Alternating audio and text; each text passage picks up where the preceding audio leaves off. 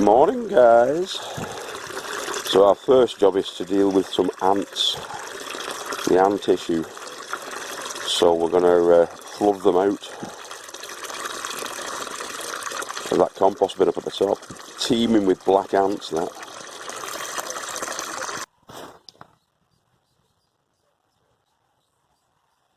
Right, so I'm going to chip in a few applications of that. Basically water. It needs turning really, but I haven't got the time today, but I'm going to stick a few buckets of water in there, probably about 4. Very dry. If you remember last year, probably back end of October, I planted in some garlic cloves that we had left over, and there they are. And as you can see, they look like little onions, don't they? Because they've been inside the 4mm clear twin wall polycarbonate greenhouse up at the top, in these Tesco cut flower buckets, and they've probably been in there for about 8 months, 8 to 9 months, and there you go, we got them. There's 16 there, so that's the first garlic of the year that I'm pulling out. Unsplit, as you can see, so they've not split themselves into further cloves because of the temperature that's been in there. They've never hit the frost, so they don't split. They only split when they hit the frost. You can put them in the freezer and the fridge and stuff like that for a bit if you want before you plant them in and what have you. But we didn't, and that's what you get. So they'll be a mild garlic, all edible though. Cost us nought. Just chucked them into them buckets. Spent compost. They've had no feed at all, really, them. And there you go. There you are, Mick. Unbelievable, isn't it? About 5 minutes after you left that. Oh, man. Lieutenant Colonel Commander Wood Pigeon. And his chums, his wingmen. Unreal. Tatty bye folks, see you later. Just found these knocking around the site. One of them's from Mum's. It got split on its base where where the door is at the bottom of the compost bin. It got split and knackered. So I've just chopped that down, and that was with it. But we found another one. I think Mick had it. Mick had it. Passed it over. Yeah. So we've got loads of compost bins, but we haven't got much in the way of containers. Large containers. So there they are, and we're going to fill them up. Do you know, I'm thinking carrots for that, maybe, or that big one. I might get potatoes either side and carrots in the middle there, because that's a good height for carrots, that. It's about 2 feet high. The root fly won't be able to find those. I think I'll do that. I better get a good 100 carrots in there. Yeah, I've just got to tape up those vent holes. Mick's just give us that black tape there.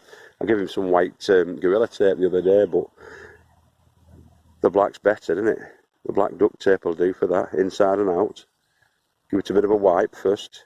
Oh yes.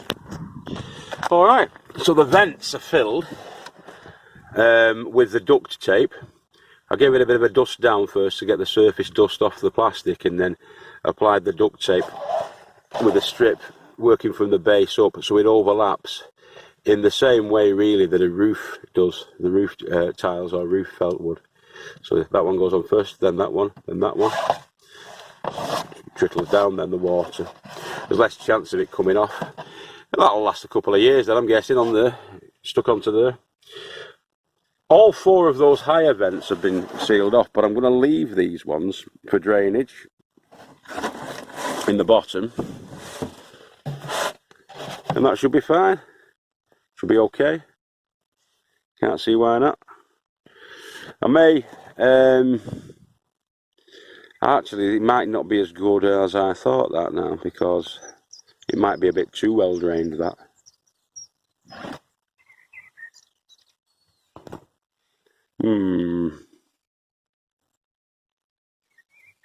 I'll just keep watering them up. Be alright. Yeah, I thought a bit better of that. That one's not been lined out before I put the compost in it, but it needs to be, I think. So I'll put that plastic in there, I'll put some holes in it, about 15 holes in it, so it can drain out, and we'll try that. Yeah, I think that's a wiser move, isn't it? Yeah. I've just had a thought for that as a little herb garden. You know, the sort of Mediterranean type herbs that like it where there's you know, good drainage and stuff like that. They're not bothered about too much water on them. Yeah, a little herb garden. Why not? Definitely spuds, potentially carrots. We'll see how we get on. Yeah, so that's having the potatoes. So we're going to get five potatoes in there, 5 potato plants in there. So it's had the organic chicken manure pellets, a handful for each spud, and it's had the same of the bone meal, which is there. So it's just basic bone meal. So bone meal and chicken manure is what we're using for this one. We use bloodfish and bone in the other ones, but this time we're just going to use the bone meal and the chicken manure. So the bone meal for the root system, the chicken manure to feed the plant, give it plenty of nitrogen. Now you're going to get a lot of top leaf off that, but as I say, last time when we did it with the chicken manure. Yes, we had top leaf, but yes, we had lots of spuds. It was the winner of the spud shootout. So that's all going to get mixed into the 4 to 5 inches actually I put in the base of that. So it's evenly spread through the mix. And then the potatoes are going in. Now in here we're going to try this second early variety. I've only just opened up the sack there, but it's called Wilshire, and it's from Scotland. And large, constant crops of yellow fleshed tubers. The flesh is somewhat between waxy and floury, and it's suitable for boiling, baking, roasting, chips and mashing. It's suitable for the lot. So we're going to put 5 of those in there. Alright, so let's get them covered up now, and Bob's your uncle. Now I'm going to half fill that, and if that half fills, then that'll be 75 litres, because I'm tipping the rest of the bag in there. Not going to put any more feed or nutrition above that level, so we're just going to cover them over with a gentle sprinkling, and then top them off then. But not up to the top, up to about the halfway level, and then I'll put another bag on top once they burst through the surface and fill that up. And if God is in his heaven and Billy's down by the bay, that should be full of spuds. I reckon we'll get about £30 out of that. Fingers crossed. You never know, actually. I mean, 5 potatoes. If you got £5 worth out of 5 second earlies, you'd be all right. £25. We'll hope for £25 in weight and see what happens. Wish us luck. Pip pip. What? Now, because they've been sat in the tiki hut in the egg trays for some time now, they're getting slightly soft and dry. So what we're going to do is give them a good drink to kickstart the process now. I'm going to give them a full can. I'm not going to be doing 1, 2, 3, 4, 5, 6, 7, 8. I'm just going to bang a full can in there because it's a big area. It's a big volume in there.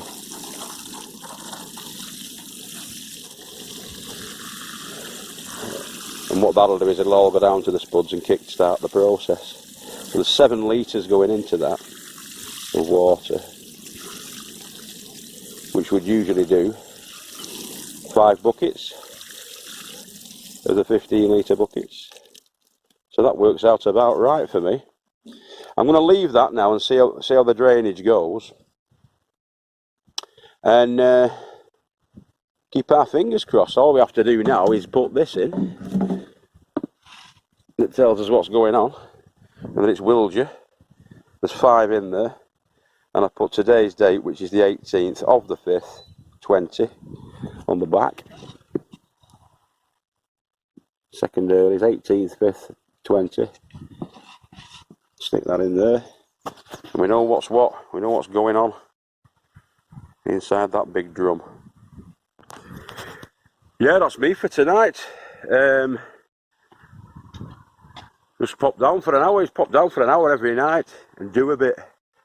And if you do a bit, you should hopefully get a lot. Pick up your tape measures as you go and put your tools away. I've left me the key to jigsaw there as well. Opportunistic thief will have been all over that, won't he?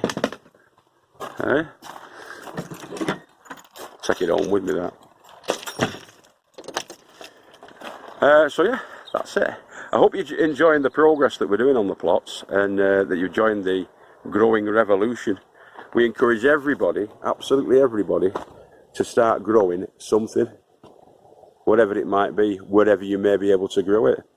Patios, your own garden, a backyard, hanging baskets, whatever. Windowsill window boxes. You know, even your balcony, you can grow stuff. I've seen cracking jobs where people have been growing stuff on balconies, trellising it up to maximise your vertical growing space and all that. So yeah, heartily recommend it. It's a cracking hobby. So please comment, like, subscribe if you do like what we're doing, and don't forget to hit that bell notification button so you don't miss another exciting episode down on the Little Farmer's Farm with me, Guru Murphinda. I've been Guru Murphinda, you've been fabulous as ever, and don't forget, keep growing with your head down, look after each other and yourselves, stay safe, stay fit, stay healthy, and remember, we love you all. Bye bye now, boys and girls. See you later.